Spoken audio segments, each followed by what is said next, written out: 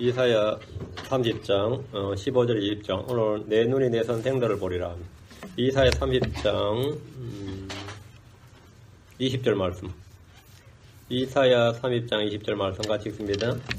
이사야 3장 20절 비록 주께서 너희에게 역경의 빵과 고난의 물을 주시나 다시는 내 선생들을 구석진 곳으로 옮기지 아니하시리니 내 눈이 내 선생들을 보리라.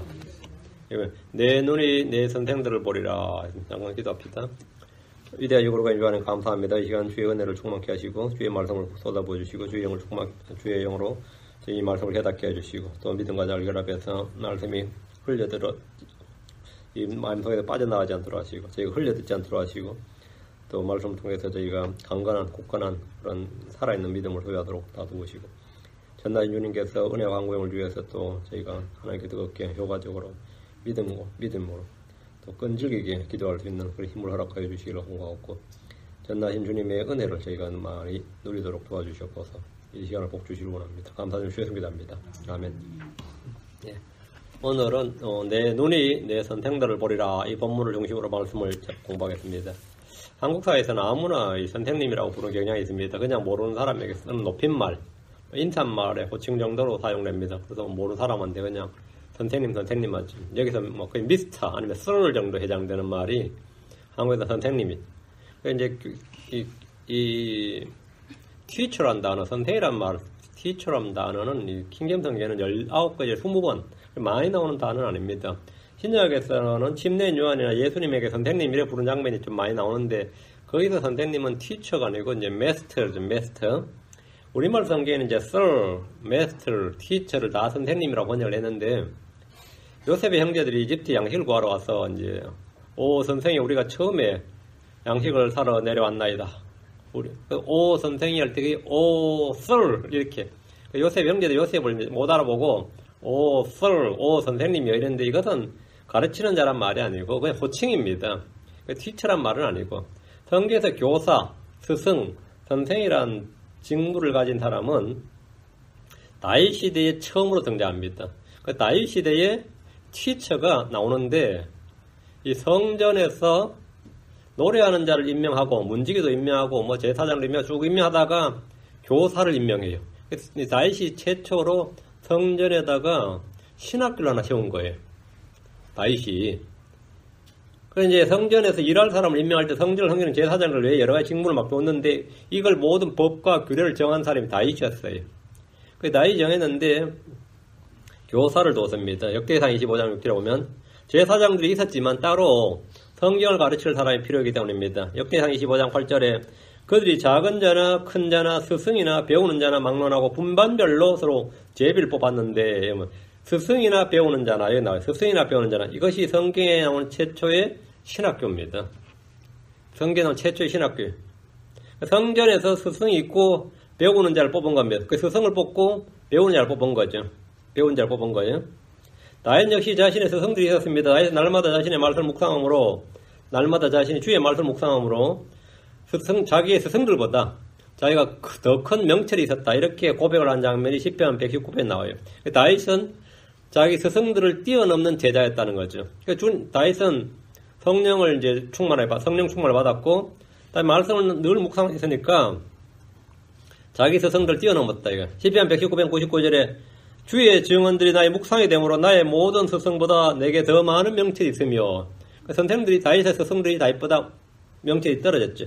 다윗은 성령이 충만했고 날마다 주의 말씀을 묵상했기 때문에 자신의 스승들보다 더 많은 명철을 소유했던 겁니다. 오늘날 극히 일부이긴 하지만 이제 성경은 하나님이 직접 가르치는 거지, 아니면 성령께서 직통 계시를 주시는 거지.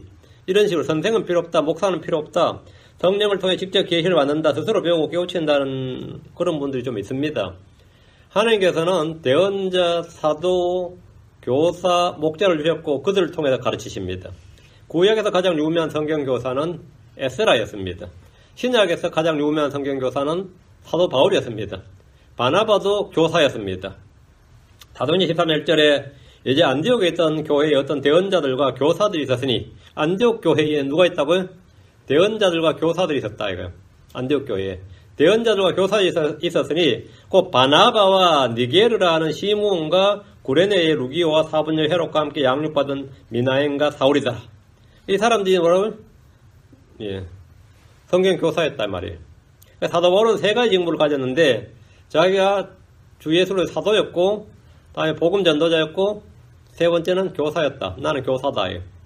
디모데전서 2장 7절에 그 일을 위하여 내가 복음 선포자와 이벤젤리스트, 사도로 임명을 받았고, 내가 그리스도 안에서 진실을 말하고 거짓말을 하지 아니하노니 믿음과 진리 안에서 이방인들의 교사가 되었노라. 그 사도 바울이 이방인들의 뭐였다? 교사가 되었노라. 자기가 티처였다 이거죠. 바울은 성경 교사였습니다. 사도 바울은 자신이 복음 선포자, 사도, 교사라고 자기는 삼중직분을 가졌다 이겠어요. 바울은 어느 교회의 감독, 장로나 목사는 아니었습니다. 그러나 사도로서 그 모든 일을 감당했고 특히 자신을 교사로, 선생으로 소개하고 있습니다. 유대인은 랍비들이 많이 있었는데 그들은 선생들이었습니다. 디모데후서 1장 11절에 내가 이 복음을 위하여 이방인들의 선포자와 사도와 교사로 정하여졌느니라. 교사로 정하여졌느니라. 바울 사도는 나는 성경교사다 이 말이에요. 바울은 세 가지 직분을 지녔는데 복음 선포자, 사도, 교사입니다. 문제는 구약에서 그랬듯이 신약에서도 교사가 다 교사가 돼. 대언자가 있으면 거짓 대언자가 있죠. 사도가 있으면 거짓 사도가 있고 교사가 있으면 거짓 교사들이 있단 말이죠. 주를 대적하는 교사, 거짓말을 가르치는 교사들이 있습니다. 성도들은 건전한 교리를 견디지 못해 자기 기가 가려워져 자기 욕심대로 자기를 위해 선생들을 많이 쌓아둡니다. 우리는 참과 거짓을 잘 분별해야 됩니다. 거짓 대언자, 거짓 사도, 거짓 교사, 거짓 유대인, 거짓 형제들, 거짓 목사에게 속지 않아야 됩니다. 교회도 마찬가지 거짓 교회 같습니다. 성경은 하나님의 거룩한 대언자들과 사도들을 통해 주신 하나님의 말씀입니다. 하나님이 세우신 복음 전도자들은 은혜의 복음을 증언하며 혼들을 구원합니다. 하나님이 세운 목자는 양들 모이고 감독하며 마치 자기가 회개 보고할 자인 것 같이 혼들을 위해 끼어 있습니다. 목자를 구분한 것은 어렵지 않습니다. 양떼를 먹이는 대신 자기를 먹이는 자는 거짓 목자입니다. 하나님의 상속 백성 위에 군림하는 자는 다 거짓 목자입니다. 불에 삭슬 바라고 일하는 자는 다 거짓 목자입니다. 주의 말씀인 성경에 문제가 있다고 오류가 있다고 최초의 원본이나 원문, 사본 외에는 다 영감이 없다고 주장하는 애는 그가 어떤 유명 목사든지 교수든지 다 거짓 목사입니다. 저는 영어 킹제임 성경을 최고의 성경으로 말하면서 다만 이 성경에 영감이 있다고 주장해서 안 된다는 가짜 목사들을 제 주변에 몇몇 알고 있습니다. 참 희한한 목사예요. 이 성경에 영감이 없는데 영감이 없는 성경을 왜 가르치는지 모르겠어요. 근데 그걸로 밥벌이 하고 있습니다. 베드로서 2장 1절에 그러나 백성 가운데 거짓 대언자들이 있었던 것 같이 너희 가운데도 거짓 교사들이 있으리니 그들은 정죄받을 이단 교리들을 몰래 들여와 심지어 자기들 사신 주를 부인하기까지 하고 자기들 위해 신속히 파멸을 가져오리라. 거짓 교사들이 있다 이 말이죠. 솔로몬 잠언에서 선생들의 목소리에 순종하며 귀를 기울여야 한다고 말합니다. 그렇지 않으면 죽기 전에 반드시 후회한다고 합니다. 잠언 5장 13절에 내 선생들의 목소리에 순종하지 아니하고 나를 훈계하던 이들에게 귀를 기울이지 아니하였던가. 주께서 교회에 세우신 목자 교사와 교사의 목소리에 순종하고 귀를 기울이는 일은 복된 일입니다. 자, 그럼 본문을 봅니다. 15절 잠언 3장 15절 주 하나님 이스라엘의 거룩하신 이가 이같이 말하노라. 너희가 돌이켜 안식하여 구원을 받으며 조용히 하고 신뢰하여 힘을 얻을 터이나 너희가 원치 아니하고 주 하나님 이스라엘의 거룩하신이란 말은 성경 22구절 이스라엘의 거룩하신 이 거룩하신이란 말이 22구절에 나옵니다. 주님은 자신의 이름을 거룩이라고 그랬습니다. Holy is his name. 거룩이 그의 이름이단 말이에요. 이스라엘의 거룩하신 이가 그의 이름이다. 그분의 이름이다. 이사야 41장 4절에 우리의 구속자로 말하건대 만군의 주 곧 이스라엘의 거룩하신 이가 그분의 이름이니라. 이스라엘의 거룩하신 이가 그분의 이름이니라. 하나님은 거룩하신 분이고 거룩이란 분리된 구별된 이란 뜻입니다. 거룩이란 뜻 자체가 분리된 구별된이란 말이에요. 그분은 여러 신들 중에 하나가 아니고 완전히 구분된, 완전히 분리된 사람들 중에 하나가 아니고 사람들이 생각하는 뭐가 아니라 완전히 구분된 그게 거룩이란 뜻이에요. 그분은 전적으로 구별된 존재입니다. 어느 누구와 비슷하지 않고 무엇과도 비교할 수가 없는 분이란 뜻에서 거룩입니다. 그게 거룩이에요. 이사야 4장 25절에 거룩한 이가 이르시되 그런즉 너희가 나를 누가 같다 하겠으며 누가 동등하다 하겠느냐 하시느니라. 누가 같다 하겠으며 누가 동등하다 하겠느냐. 무엇과도 같지 않고 무엇과도 동등하지 않고 비슷하지 않고 완전히 전체로 독특하고 분리된 존재. 그게 뭐냐면 거룩입니다. 거룩. 내가 거룩하니 너희도 거룩할지니라 이 말은 거룩하라 이 말은 뭐냐면 뒤에 얼굴에 빛이 번져번 나야 된다든지 얼굴 뒤에 후광이 비쳐야 된다는 말이 아닙니다. 거룩이란 말은 구별되어야 된다 이 말입니다. 구별되어야 된다. 그 세상 사람들이든지 우리 신념 성경 신자들은 개혁 성경 쓰는 신자들하고는 완전히 구분이 돼야 돼요. 그냥 신자들은 일반 세상 사람들하고 완전히 구분이 돼야 됩니다. 그게 거룩이에요. 내가 거룩하니 너도 거룩하라 말은 거룩하라. 구분되어라 말이에요. 완전히 분리되어라 이 말이에요. 완전히 분리되어라. 완전히 구분되고 딱 특징적으로 나타나야 된다. 그게 거룩입니다. 그러니까 주님은 거룩하신 분이다 말이죠. 그러니까 여러 신들 아니면 여러 어떤 우상들 여러 이런 어떤 존재들과는 전적으로 구분되는 완전히 독특한 그러니까 여러분 세상의 모든 종교들이 공통점이 있지만 하나님과는 전적으로 구분이 되지. 어떤 신들, 어떤 민족의 신들과도 하나님은 완전히 구분이 됩니다. 완전히 구분이 돼요. 그러니까 독특하네, 특이하네, 뭐 이런 말이 저절로 나오죠. 그게 거룩하신이라는 뜻입니다. 거룩하다. 신약에서 거룩하신이가 구체적으로 누구인지 나오는데, 마가복음 1장 24절에 이르되 나사렛 예수님이여 우리를 홀로 두소서 우리가 당신과 무슨 상관이 있나이까 우리를 멸하러 오셨나이까 나는 당신이 누구신 줄 아오노니 하나님의 거룩하신 이신이다. 나사렛 예수님이요 난 당신이 누군 줄 아는데 당신은 뭐라고요? 하나님의 거룩하신 이신이다. 나사렛 예수가 누구라는 거예요? 하나님의 거룩하신 이가 그분 이름이라며. 이스라엘 거룩하신 이가 그분 이름이라며. 나사렛 예수가 주 하나님이다 이 말이죠. 하나님의 거룩하신 이신이다. 근데 이걸 고백한 사람은 뭐 유대 제사장들이나 뭐 레위인들이나 아니면 율법사들이나 서기관들이 아니고 바리새인들이 아니고 마귀 들린 사람이었어요. 그 마귀들은 나사렛 예수를 보고 하나님의 거룩하신 이이다. 나는 당신이 누군 줄 아는데 하나님의 거룩하신 이이다. 이런 거예요. 그 영은 영들이 아는 거죠. 구약에서 말한 거룩하신 이 만군의 주 하나님이 바로 나사렛 예수님이다 이 말이죠. 이스라엘 사람들은 그분이 누구인지 몰랐지만 마귀들은 그분을 정확히 알아봤습니다. 오늘 신학자들도 예수님이 정확히 누구인지 몰라서 소리를 하지만 마귀들은 그분이 누구인지 압니다. 빌립보에서 어떤 점치는 소년은 사도 바울과 그의 일행을 따라다니면서 이렇게 소리 질렀습니다. 사도행전 16장 17절에 바로 그 소녀가 바울과 우리를 따라오며 소리질러 이르되 이 사람들은 지극히 높으신 하나님의 종들로서 우리에게 구원의 길을 보여주는 사람들이 하며 어떻게 알았어요? 바울이 떠들고 다닌 것도 아닌데 따라오며 하는 말이 이 사람들은 바울과 바나바 아니면 그 일행들 말이에요. 뭐 사도행 16장에서는 바나바 없었어요. 디도나 이런 사람, 에바브라 이런 사람 말이에요. 이 사람들은 지극히 높으신 하나님의 종들로서 우리에게 구원의 길을 보여주는 사람들이다. 하나님의 종들이다. 전도자들이다. 이 말이에요. 점쟁이가 바울과 그 일행이 누구인지 정확히 알아보고 외친 겁니다. 사도 바울은 예수님의 종입니다. 그렇다면 이 여자는 예수님을 지극히 높으신 하나님이라고 말하고 있는 겁니다. 마귀들, 점쟁이들도 예수님 누구인지 압니다. 그분은 주요 하나님이십니다. 주님께서 말씀하셨습니다. 자, 15절. 너희가 돌이켜 안식하여 구원을 받으며 조용히 하고 신뢰하여 힘을 얻을 테니나 너희가 원치 아니하여도다. 주님이 이미 앞서서 이사야 3장 7절에서 그들의 힘은 가만히 앉아 있는 것이니라 하셨습니다. 이집트에 가서 도와달라 그러고 여기서 국방력을 강화하고 뭘 하고 그렇게 한다고 구원받는 게 아니고 주를 신뢰하고 그냥 가만히 앉아 있는 것입니다. 그들의 힘은 가만히 앉아 있는 것이니라. 주는 나의 힘이시고 나의 힘이 되십니다. 나의 힘이 되신 주를 알면 우린 주를 신뢰해야지 말이나 병거나 육체의 힘이나 외국의 도움이나 말이에요. 아니 우리 자신의 지혜를 신뢰해서는 안 됩니다. 주께서 나의 힘이 되시면 파라오나 이집트를 신뢰하지 말아야 됩니다. 주님이 이집트와 동맹을 맺고 파라오를 신뢰하며 말과 병거를 늘리는 유다를 향해서 가만히 앉아있는 것이 그들의 힘이니라. 쓸데없는 짓 안 하는 게 도와주는 거예요. 헛짓 안 하는 것이 뭐라고요? 가만히 앉아있는 것이 그들의 힘이니라. 이렇게 말씀하셨습니다. 또 말씀하시기를 너희가 돌이켜 안식하여야 구원을 받으며 조용히 하고 신뢰하여야 힘을 얻으리라 했습니다. 어떻게 해야 된다고요? 돌이켜 안식하여 너희가 돌이켜 안식하며 구원을 받으며 조용히 하고 신뢰하여 힘을 얻으리라. 바쁘게 막 이것저것 한다고 되는 게 아니라 주님을 신뢰하고 가만히 있으면 된다 이거죠. 때로 사람들은 되든 안 되든 최선을 다해야 한다고 생각합니다. 되든 안 되든 일단 할 건 해봐야지. 내가 할 수 있는 건 다 해보고 나서 최후에 안 되면 그때 주의하는 거지. 그죠? 기도하면 기도는 기도고 할 건 해봐야지.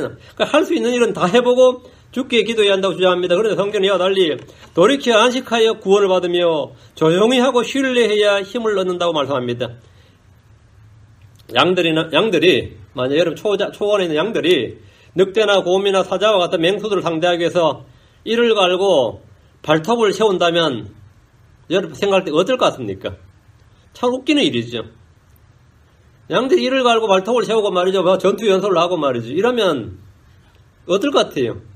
그걸 으르렁거리고 한다면은 그 양이 아니지. 목자를 전체로 신뢰해야죠. 그 일은 목자가 할 일이란 말이죠. 그 이스라엘은 주님의 양떼들인데 자기들이 지금 뭐 하나님은 안 보이니까 잡히 그죠? 하나님은 참 안 보이잖아요. 하나님 안 보이니까 우리가 할 수 있는 일이 되잖아. 아시리아도 쳐들어오고 바빌론도 지금 강대국으로 부상하고 지금 위험하단 말이죠. 근데 주님께서는 유다가 아시리아나 바빌론을 맞아서 할 일은 돌이켜서 안식하는 거다. 조용히 하고 주를 신뢰하는 것이란 겁니다. 그들은 홍해 앞에서 이 말씀을 들었습니다. 출애굽기 14장 14절에 주께서 너희를 위하여 싸우시리니 너희는 조용히 있을지니라. 그때 그들은 막 울부짖고 부르짖었어요. 우리 돌아간다. 파라오한테 다시 가서 종노를 하겠다. 광야에서 죽느니 차라리 종으로 가서 종살이하는 게 낫지 하면서 그때 주님이 하신 말씀이 너희는 조용히 있을지니라. 입 다물어 시끄럽다 이거예요. 주님이 일하실 거니까 넌 조용하라고 좀 가만히 있으라고. 성도들이 할 수 있는 최대 일은 잠잠히 주를 신뢰하고 소망 중에 인내하며 기다리는 겁니다. 시편 46편 10절에 가만히 있으라. 그리고 내가 하나님인 줄 알지어다. 내가 이 교도들 가운데서 높여지고 땅에서 높여지로다. 가만히 있으라. 가만히 있으라. 그리고 내가 하나님인 줄 알지어다. 핵심은 가만히 주를 신뢰하는 겁니다. 그냥 모든 걸 포기하고 놀고 있으란 말이 아닙니다. 예레미야가 3장 26절에 사람이 주의 구원을 바라고 잠잠히 기다림이 좋도다 했습니다. 이런 말은 자칫 오해하면 성도들이 아무 일도 하지 말고 그냥 놀라는 것 같이 들립니다. 구원을 바라고 주를 신뢰하고 잠잠히 기다리는 겁니다. 구할 것은 구해야 되고 찾을 것은 찾아야 되고 문을 두드려야 할 땐 두드려야 됩니다. 다시 15절 너희가 원치 아니하였도다. 문제는 능력의 부족이 아니라 능력의 부족이 아니고 또 능력이 없는 것이 아니라 사람들이 원치 않는다는 겁니다. 뭘 원치 않는다는 거예요? 안식하는 것, 조용히 있는 것, 이런 걸 원치 않는다. 이거. 주만 신뢰하는 것 원치 않는다. 이거. 그거에서 될 일이 뭐가 있느냐 이거. 그거에서 될 일이 뭐가 있느냐. 너희가 원치 아니하였도다. 구원 예정론과 달리 구원은 하나님의 선택과 예정의 문제가 아니라 사람들이 원치 않기 때문입니다. 사람들이 왜 구원 못 받느냐 그러면 영원전에 예정 안에 나서 선택 안에 나서 그런 거 아니에요. 내가 아무리 전도를 해도 말 안 듣는 사람들 볼 때는 저 사람은 저주받은 사람인가 보다. 선택이 안 된 사람인가 보다. 하나님 예정 안 해놨나 보다. 이런 생각이 들 때가 있어요. 그러다 보면 죽을 때까지 했는데 그건 그냥 죽어버리면 더하죠. 예정이 안 됐나. 하나님께서 예정 안 하신 사람인가 보다. 이게 좀 합리화가 되잖아요. 나의 노력이 부족했나 보다. 이런 생각보다는 하나님께서 선택 안 한 사람이라 하면 하나님 선택 안 해서 하나님 선택 안 했는데 예수 믿어버리면 그 사람은 불법을 저지른 거예요. 안 그래요? 하나님 예정 안 해놨는데 지가 믿어버리면 그건 나쁜 놈이지. 안 그래요? 큰일 날 소리지. 지금 성경 뭐라 그래요?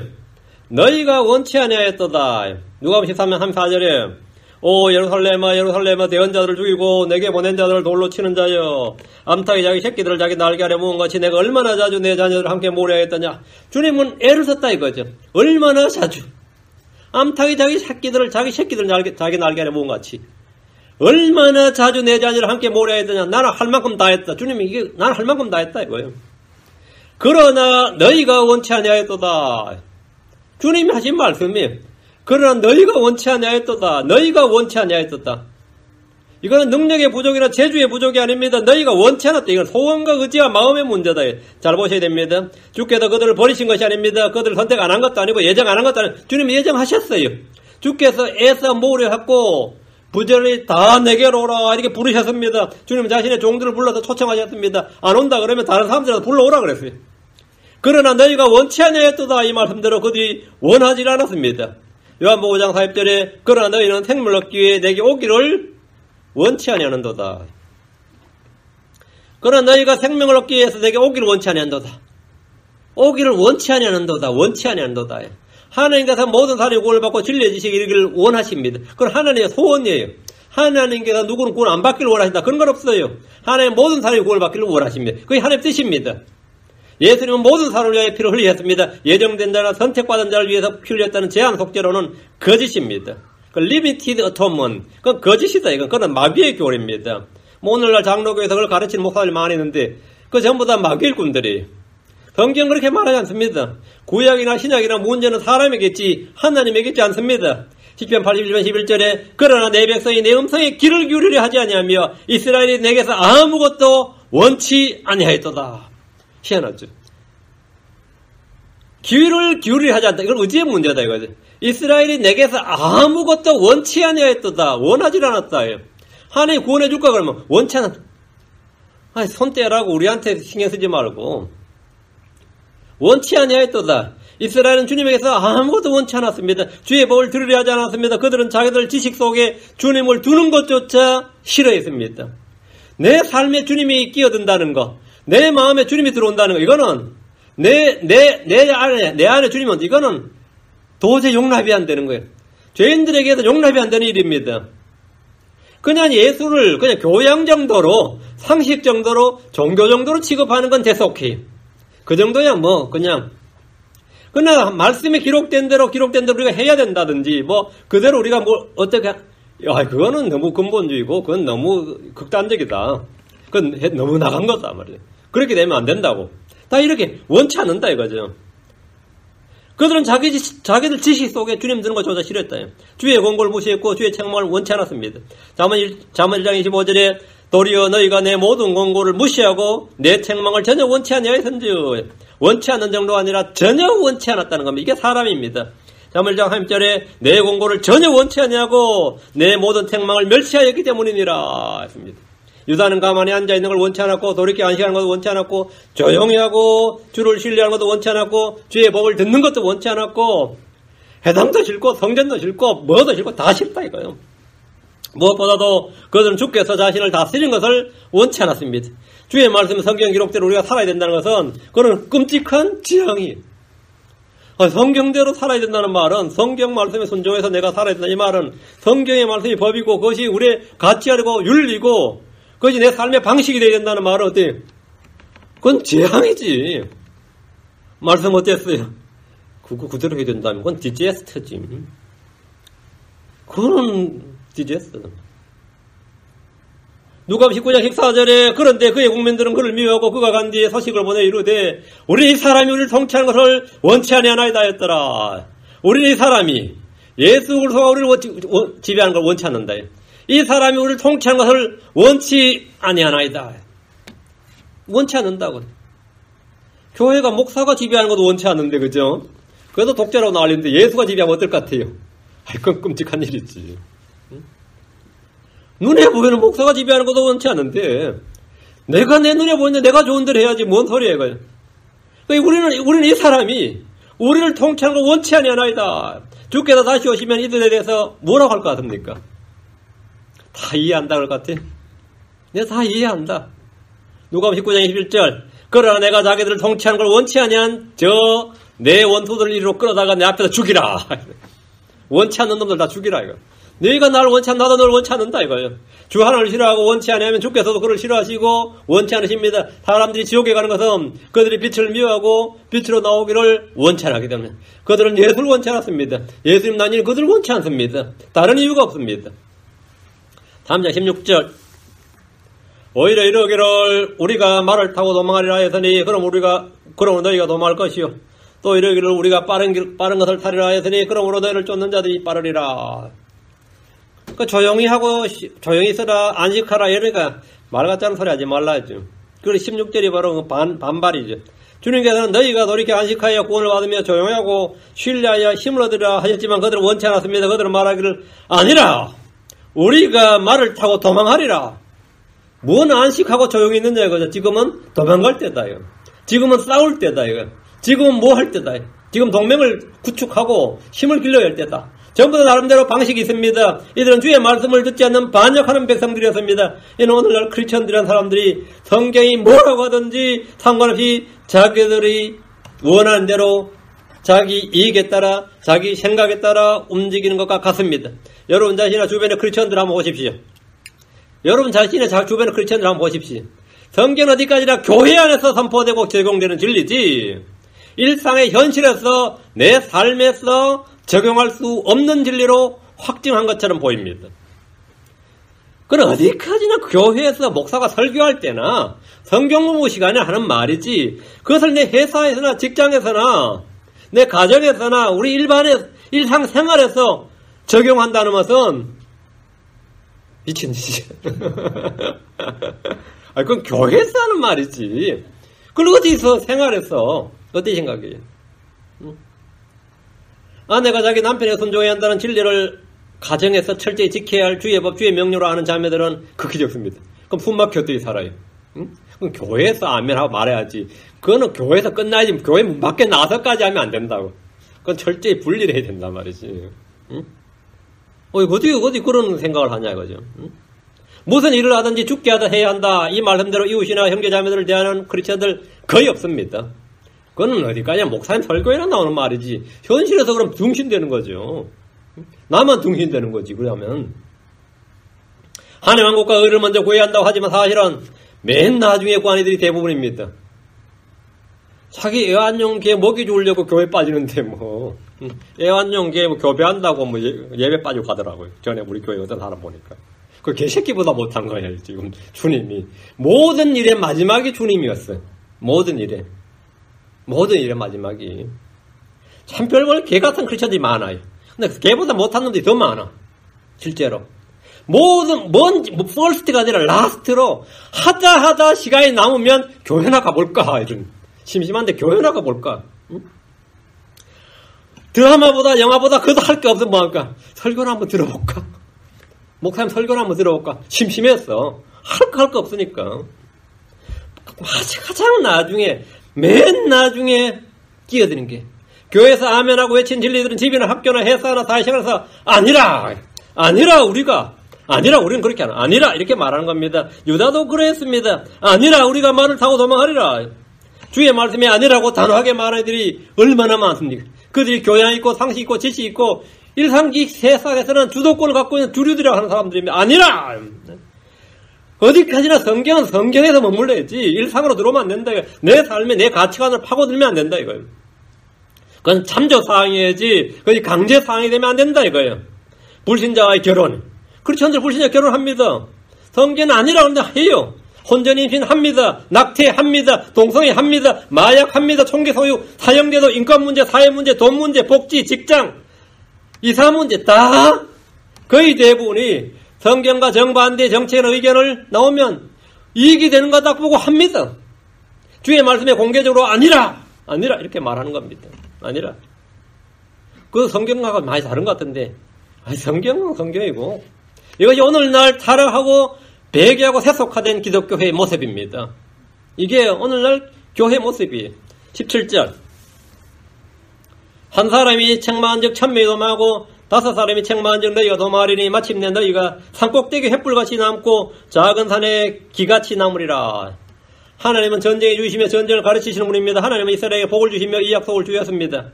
어떤 약속을 주셨냐면 레위기 26장 7절 8절에 너희가 너희 원수들을 쫓으리니 그들이 너희 앞에서 칼에 쓰러지리라. 너희 중 5명이 100명을 쫓고 너희 중 100명이 10,000명을 도망가게 하리니 너희 원수들이 너희 앞에서 칼에 쓰러지리라. 그러니까 이스라엘 이 말씀에 따르면 이스라엘은 세계 최강의 군대를 가진 거죠. 응? 이스라엘은 세계 최강의 군대를 가졌단 말이에요. 왜?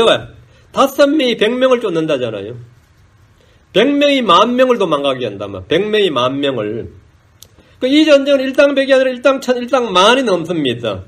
신명기 32장 3절에 그들의 반석이 그들을 팔지 아니하고 주가 그들을 가두지 아니하였을진데 어찌 한 사람이 1,000명을 쫓으며 두 사람이 10,000명을 도망가게 하리오. 이스라엘은 주님의 도움으로 주님께서 그들을 가두어버리고 그들을 넘겨주시니까 한 사람이 1,000명을 쫓으며 두 사람이 10,000명을 도망가게 한다는 거예요. 한 사람이 1,000명. 여러분 이런 일이 뭐 실제로 말이 되는 소린가 싶죠. 실제로 한국의 전쟁 역사에서도요, 그 청나라 군대 10명이 한국 군대 몇만 명을 죽인 적도 있습니다. 이 한국의 패전의 역사를 보면, 그걸 이제 우리가 안 가르쳐서 그렇지, 예. 그냥 지들끼리 싸우더라고. 근데 이 사사기에 이 굉장히 많습니다. 이런 사사기에 굉장히 많은데, 삼갈은 혼자서 소를 모으는 가시체로 600명을 죽였습니다. 혼자서 600명 죽였어요. 기도는 300명으로 미디안 군대와 동맹군 13만 5천 명을 쫓았고 300명이 13만 5천을 쫓았어요. 그리고 12만 명을 죽였어요. 300으로 12만 명을 죽였습니다. 탐소는 나귀 턱뼈 하나로 블레셋 사람 1,000명을 죽였습니다. 하나님 함께 할 때 이스라엘은 전쟁에서 패배할 일이 전혀 없었습니다. 여호수아는 정복전쟁을 마친 후에 백성들에게 이 땅에 있는 가나안의 민족들이나 가나안 땅의 민족들이나 주변 민족들을 전혀 두려워하지 말라고 명했습니다. 여호수아 23장 10절에 너희 중에 한 사람이 1000명이 너희를 쫓으리니 이는 주 너희 하나님 바로 그분께서 너희에게 약속하신 것 같이 너희를 위하여 싸우시기 때문이니라. 한 사람이 1000명을 쫓는다잖아요. 그러니까 유대인 한 명은 이쪽 1000명을 쫓는 거예요. 그런데 유다는 실제 역사에서 이런 승리를 맛본 적이 그리 많지 않습니다. 주께 반역하고 주의 말씀을 떠나 거역하면 주께서는 반대로 그들이 쫓기고 죽임을 당하고 도망가게 된다고 하셨습니다. 한 사람이 1000명을 쫓아야 되는데 이제 이들이 주를 버리가 주님한테 아니라 하는 바람에 반대로 자신들이 한 사람의 1000명이 쫓겨요. 레위기 16장 17절에 내가 너희를 향해 내 얼굴을 고정하리니 너희가 너희 원수들 앞에서 죽임을 당하고 너희를 미워하는 자들이 너희를 통치하면 너희를 쫓는 자가 없어도 너희가 도망하리라. 한 사람이 아니라 쫓는 자가 없는데도 도망을 한다잖아요. 쫓는 자가 없는데 도망을 한다. 주께서 그들을 원수들 앞에 패하게 하시면 한 길로 갔다가 7길로 도망하게 됩니다. 한 사람의 책망에 1000명이 도망합니다. 5사람이 책망하면 산꼭대기 횃불같이 남고 작은 산에 기같이 달랑 남는다 이 말이에요. 거의 전멸당하는 수준이 된다 이 말입니다. 이스라엘 역사를 통해 여러 번의 이 반복적 경험이 있습니다. 18절 하나님 앞에서 아니라 하니까 이제 굿골 나는 거죠. 18절 그로 주께서 기다리시리니 이것은 그분께서 너에게 은혜를 베풀려 하심이라. 그로 그분께서 높여지시리니 이것은 그분께서 너에게 긍휼을 베풀려 하심이라. 주는 공의 하나님이시니 그분을 기다리는 모든 자들은 복이 있도다. 자, 주께서 이스라엘이 주를 찾기를 기다리시는 겁니다. 회개하고 돌이키기를 기다리십니다. 주께서 은혜 베풀기를 기다리십니다. 주님은 자기 원수들이 발바심 될 때까지 기다리십니다. 그러므로 주께서 기다리시리니 뭘 기다리는가요? 조용히 안식하고 주를 신뢰할 걸 기다린다 이거죠. 그러므로 주께서 기다리시니 이 말씀을 통해 주의 오래 참으심을 볼 수 있습니다. 탕자의 아버지가 아들이 돌아오기를 기다리듯이 주께서는 이스라엘이 돌아오기를 기다리십니다. 주께서 기다리시는 왜 기다리시느냐 이거죠. 오면 잡아 죽이려고요. 본때를 보여주려고. 너희에게 은혜를 베풀려 하심이니라. 은혜를 베풀기 위해서 기다린다. 은혜를 베풀기 위해서. 그러므로 그분께서 높여지시리니 이것은 그분께서 너희에게 긍휼을 베풀려 하심이니라. 하나님은 하늘 넓어도 높으신 분입니다. 주께서는 하늘들 위로 높여지시며 주의 영광이 온 땅 위로 높여지십니다. 그날에 사람의 거만함은 낮아지고 사람들의 오만함은 고개를 숙이고 오직 홀로 주님만 높여지십니다. 이사야 2장 17절에 사람의 거만함이 굴복되고 사람들의 오만함이 낮아지리라. 그날에 주만 홀로 높여지시며 이사야 5장 16절에도 오직 만군의 주는 판단의 공의 가운데서 높여지시며 거룩하신 하나님은 의 가운데서 거룩히 구별되시로다. 주님께서 높여지시는 것은 그분께서 긍휼을 베풀려 하심입니다. 주님은 널리 흩어진 이스라엘에게 긍휼을 베풀기 위해서 기다리시고 높여지신다. 다시 18절 주는 공의 하나님이시니 그분을 기다리는 모든 자들은 복이 있도다. 주는 공의 하나님이시니 그분을 기다리는 자들은 모든 자들은 복이 있도다. 잠잠히 주를 신뢰하고 조용히 안식하며 주를 기다리는 자들은 구원을 받습니다. 돌이켜 안식하면 구원을 받고 조용히 하고 신뢰하면 힘을 얻습니다. 주를 기다린다는 것은 주의 구원, 구출, 도움을 기다리는 것입니다. 우리는 주의 오심을 기다립니다. 성경 말합니다. 이사야 49장 3절 나를 기다린 자들은 부끄러움을 당하지 아니하리라. 주를 기다린 자들은 아무것도 하지 않고 하늘만 쳐다보는 무능력자들이 아니라 주의 구출과 구원과 힘과 회복을 기대하며 소망하는 적극적인 믿음의 소유자들입니다. 잠언 8장 34절에 내 말을 들으면 날마다 내 성문들에서 지켜보고 내 문들의 기둥들에서 기다리는 자는 복이 있나니. 기다리는 자는 복이 있나니. 기다리는 자는 복이 있다. 그 성도의 믿음이란 건 뭐냐면 소망 중에 인내로 기다리는 겁니다. 뭐 다른 것보다 기다리는 거예요. 이사야 64장 4절에 오 하나님이여 세상이 시작된 이래로 하나님께서 자신을 기다린 자를 위하여 예비하신 것을 주위에는 사람들이 듣지 못하였고 귀로 깨닫지도 못하였으니 눈이 본 적도 없나이다 했습니다. 자신을 기다린 자를 위하여 예비하신 것을 자신을 기다린 자를 위하여 예비하신 것 하나님께서는 자신을 기다린 자를 위하여 준비하신 것 예비하신 것이 있습니다. 예레미야가 3장 25절 주께서는 자신을 기다린 자들과 자신을 찾는 혼에게 선하시도다. 자신을 기다린 자 자신을 찾는 혼에게 선하시도다 했습니다. 주를 기다린 자들에게 복이 있습니다. 주를 기다리는 혼들에게 주님은 선하십니다. 우리는 하늘의 왕국을 기다립니다. 우리는 새하늘과 새 땅을 기다립니다. 우리는 주 예수의 오심을 기다립니다. 우리는 아버지께서 약속하신 것을 소망 중에 인내로 기다립니다. 성경 말을 10편 37편 7절 10편 37편 7절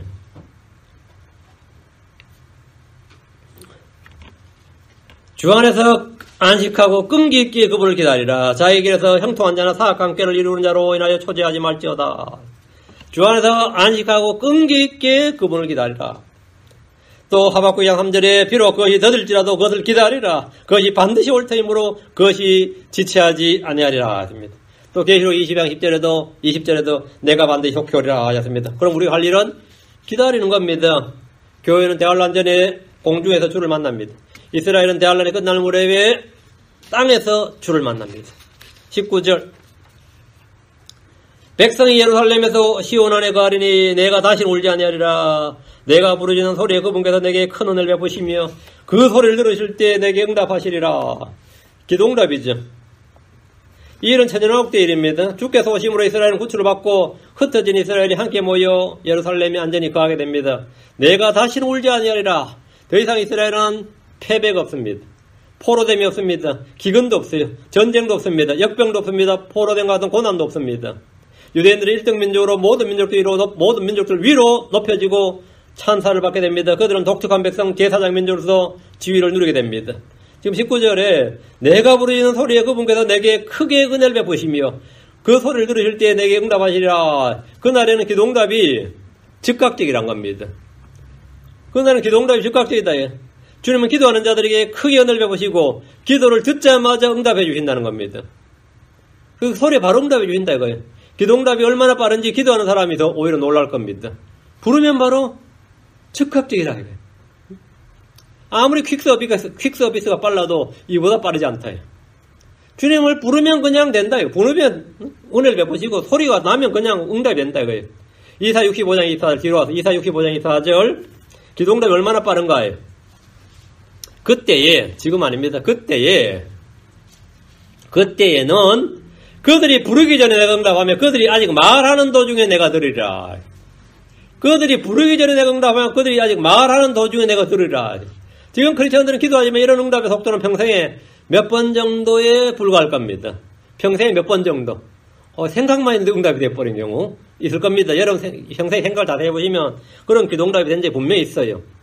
어떤 데 내가 그냥 기도도 아니고 그냥 소원을 그냥 말만 했는데 뭐가 있었으면 좋겠는데 말만 했는데 그냥 응답이 돼버린 거예요. 그러면 내가 더 놀랐지. 저도 그런 적이 있어요. 우리 교회는 꽃이 없죠. 꽃이 없잖아 여기. 보통 교회는 꽃도 있고 뭐도 있고 많아요. 뭐 강다 옆에 있고 강다 위에 막 있고. 제가 어느 은행 가는데 그네 은행에 무슨 행사가 있었는지 그렇게도 화분이 많더라고요. 한면행 갔는데 우리 교회는 하나도 없는데 교회 하나 있었으면 좋겠네 그랬더니만 그러고 나서 왔는데 전화가 뛰어왔더라고. 건물 주인한테 저쪽 교회를. 누가 꽃 갖다 놨다 이러면서. 근데 누가 갖고 모르는데 누가 전화 왔더라고요. 제가 꽃꽂이 연습하는데 연습하고 남는 꽃을 처리가 불가능하니까 가서 교회 간판 있는 거 보고 우리 교회에다 갖다 놓은 거예요 그냥. 그래가 몇 주 동안 우리 교회 꽃이 있었어요. 몇 주 동안 계속 자기들 꽃꽂이 연습하고 나서 그냥 갖다 놓은 거예요. 그냥 갖다 놓고 뭐도 갖다 놓고 그랬었어요. 또 누구는 나무 갖다 우리 아이고 빛이 안 들어오고 나무 두 그릇 갖다 놨는데 감당이 안 돼서 밖에 놔뒀더니 지금 신학교예요. 뿌리 깊이 박은 나무 그게 우리 교회 나무입니다. 그게 스프링클러가 막 와서 지금 그게 완전히 저 밑에 뿌리 깊이 지금 벽 밑에 자르고 올 수 없어 그냥 와버렸죠. 교회에 갖다 놨어요. 제가 그분한테 꽃을 갖다 놓는 거다 말씀 듣는 게 더 중요하더니 다시는 갖다 놓더라고. 꽃을 갖다 놓지 말고 말씀을 들으시오 했더니만 안 갖다 놓더라고. 여러분 생각만 해도 아니면 말만 해도 응답된 적 분명히 많이 있어요. 근데 그것이 그렇게 자주 있는 건 아닙니다. 어떤 시기에 조금 있다가 평생에 그렇게 많지는 않을 겁니다. 근데 그날에 이스라엘은 주께 무엇을 기도하든지 다 응답되는 놀라운 체험을 언제라도 할 수 있습니다. 언제라도. 하늘의 왕국에서 이스라엘은 그들 가운데가 아니라 하나님 인해서 무슨 문제든지 다 즉각적인 응답이 약속되어 있습니다. 이건 사실 기절할 노릇이죠. 자, 이사야 3장 20절. 비록 주께서 너에게 역경의 빵과 고난의 물을 주시나 다시는 내 선생들을 구석진 곳으로 옮기지 아니하시리니 내 눈이 내 선생들을 보리라. 하나님 이스라엘의 역경의 빵과 고난의 물을 주셨습니다. 한국 사람들 이걸 뭐라 그러죠? 눈물 젖은 빵, 그런 말 쓰죠. 눈물 젖은 빵을 먹지 않았거든 이런 말 쓰는데 그게 역경의 빵입니다. 역경의 빵, 고난의 물은 이스라엘이 결코 원치 않는 빵과 물입니다. 역경의 빵이란 빵이 없는 고통을 말합니다. 고통의 물이란 물이 없는 고통을 말합니다. 전쟁의 위기 때에 아니면 전쟁의 때에 말이에요. 가장 큰 게 식량 문제죠. 전쟁의 때 물자가 끊기면 빵과 물이 바닥이 나게 됩니다. 물자 끊기면 난리 나죠. 전쟁의 때 물자 끊기면 빵과 물이 바닥이 나요. 농사를 지을 수도 없고 어디서 사올 수도 없고 가지고 있던 식량이 떨어지면 자식도 잡아먹는 것이 사람의 본성입니다.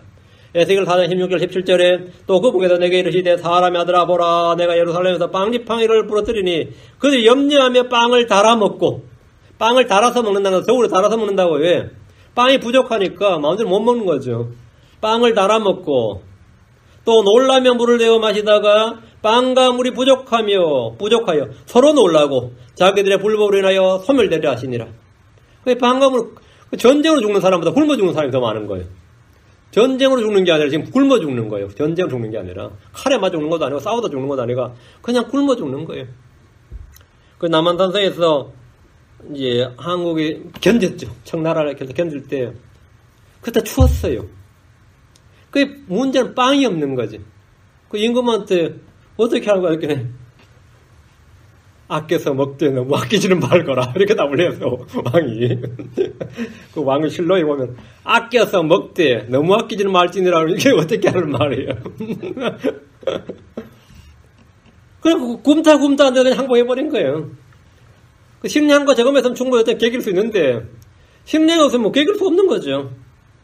빵과 물의 부족으로 생긴 일인데 이스라엘은 역사적으로 몇 차례 이런 경험이 있습니다. 그래서 예루살렘 성벽 안에는 이 히스기야 때 참 지금 생각해도 이런 공법이 없어요. 외부의 물을 성벽 안으로 끌어다 들었는데 요즘 아마 모터로 해도 그렇게 공격 못할 겁니다. 근데 히스기야 때의 기혼 샘물을 끌어다 쓴 기가 막힌 공법으로 물 문제가 성 안에서 해결돼 버렸어요. 물 문제가.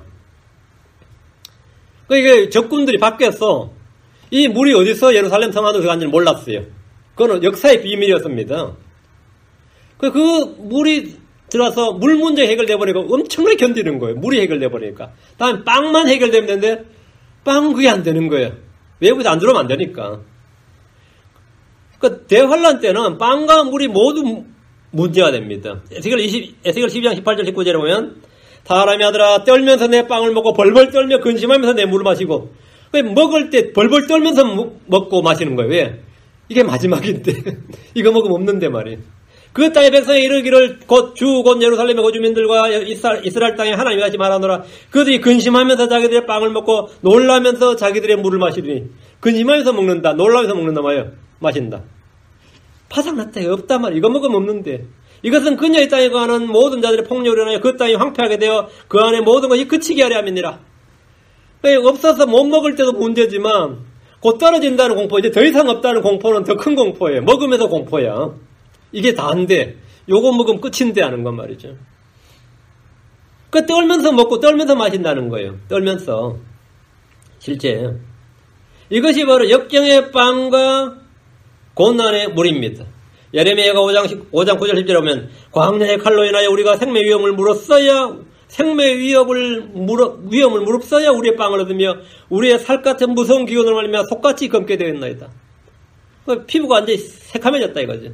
역경의 빵 고난의 물을 하나님께서 그들에게 주신 것입니다. 주의 말씀을 들으려 하지 않고 반역하는 백성이기 때문입니다. 조용히 주를 신뢰하지 않고 자신들의 방법과 자신들의 생각을 따라 행했기 때문입니다. 하나님은 큰 환난 동안 이들에게 역경의 빵과 고난의 물을 주시지만 그들의 선생들을 구석진 곳으로 옮기지는 않겠다고 하셨습니다. 좋은 거예요, 나쁜 거예요?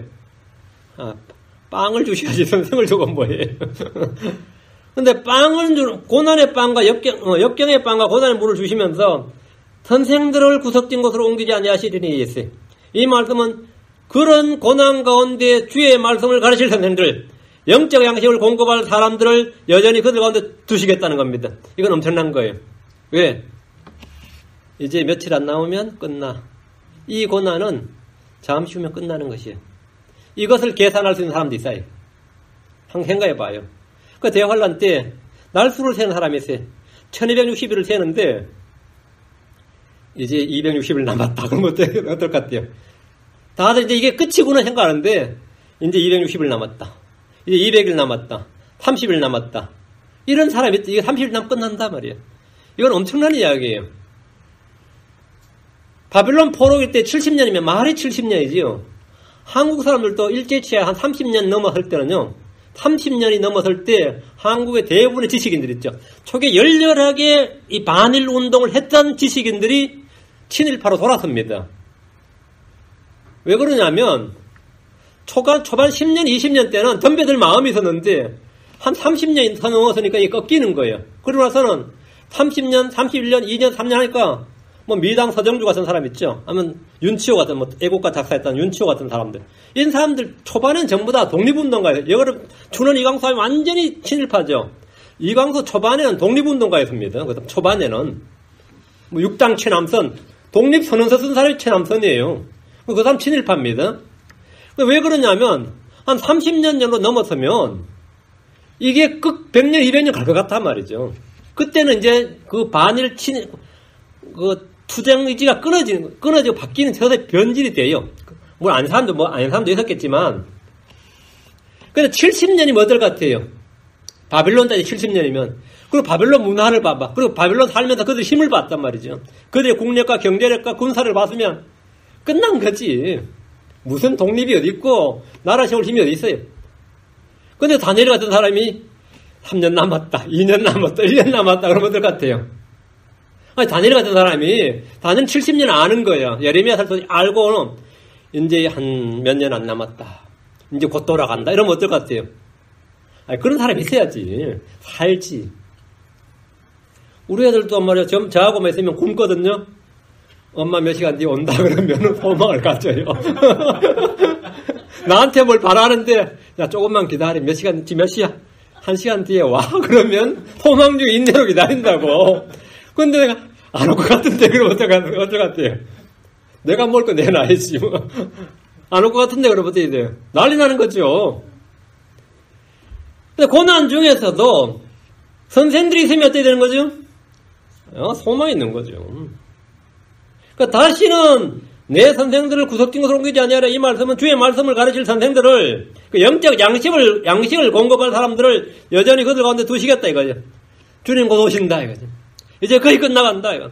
그런 사람이 있어야 돼요. 거짓말해도 그런 말 들어야 힘이 생긴다고. 근데 진리의 기초에서 그런 말 들으면 어때요? 말씀을 가르치는 사람이 있어야 돼. 이것은 엄청난 은혜고 복입니다. 하나님은 바벨론 포로기 중에서도 에스겔을 그들 가운데 두셨습니다. 다니엘이 그들 가운데 있었어요. 하나님 바벨론이나 페르시아에서 페르시아에 사는 유대인들 가운데 믿음의 사람들을 많이 이렇게 세워주셨습니다. 그래서 70년이 지난 후에 다시 돌아와서 성전과 성벽을 재건할 수 있었던 겁니다. 마찬가지로 대환란 때도 주님은 그들 가운데서 소수의 남은 자와 이기는 자와 끝까지 견디는 자를 두실 겁니다. 내 눈이 내 선생들을 보리라. 이 말씀은 고난 가운데서 주의 말씀을 증언하고 가르치는 증인들이 있다는 것을 말해줍니다. 대환란 때는 이스라엘의 왕국의 복을 전한 자들이 있습니다. 14만 4천 명의 사람들이 있고 두 증인이 있고 또 끝까지 견디는 그런 자들이 있고 짐승의 형상에 경배하지 않고 주 예수님의 정과 하나님의 명령들을 지키는 자들이 그들 가운데 있습니다. 그들이 바로 그들 선생들입니다. 주님께서 다시는 내 선생들을 구석진 곳으로 옮기지 아니하시리니 내 눈이 내 선생들을 보리라 하셨습니다. 거짓 대언자, 거짓 사도, 거짓 교사들, 거짓 형제들, 거짓 유대인들이 많이 시대에 주의 말씀을 신실하게 증언하고 가르치는 선생들을 두겠다는 겁니다. 그래서 내가 그들을 보리라 해요. 누구든지 주의 말씀을 바르게 기록된 대로 알고 싶다는 소원을 가지고 죽게 구하면 그런 선생들을 여러분 만날 수 있습니다. 내가 도저히 이해가 안 되면 하나님 그런 선생이라도 그런 사람이라도 나한테 좀 붙여주게 만나게 주면 여러분 만납니다. 하나님 지역교회 교사를 영적 선물로 주셨습니다. 하나님께서 내 눈이 내 선생들을 보리라 하셨는데 이는 그들의 훈계를 받고 배우라는 겁니다. 교사는 건전한 교리를 가르쳐야 됩니다. 우리는 모두 진리의 말씀을 올바로 나누어 공부해야 됩니다. 오늘 여기까지 하겠습니다. 잠깐 기도하겠습니다. 위대하시고 인주하는 감사합니다. 주님께서 은혜를 베푸시고 복을 주셔서 오늘 선포한 말씀대로 저희가 주님 오시는 그날까지 잠잠히 조용히 주를 신뢰하고 안식하며 조용히 그렇게 주를 기다리는 성도를 되도록 하시고 또 주의 말씀을 저희 힘을 얻게 해주시고 또 주께서 저희 가운데 이 하나님의 말씀을 가르치는 교사들 또 복음 전도자들 또 목자를 세워주셔서 영적 양식을 풍성하게 늘 공급받게 해주시고 저희가 소망 중에 인내하며 주를 기다리게 해주시기를 원합니다. 아버지 하나님께서 복을 주십시오. 감사드리며 주의 성기도합니다. 아멘.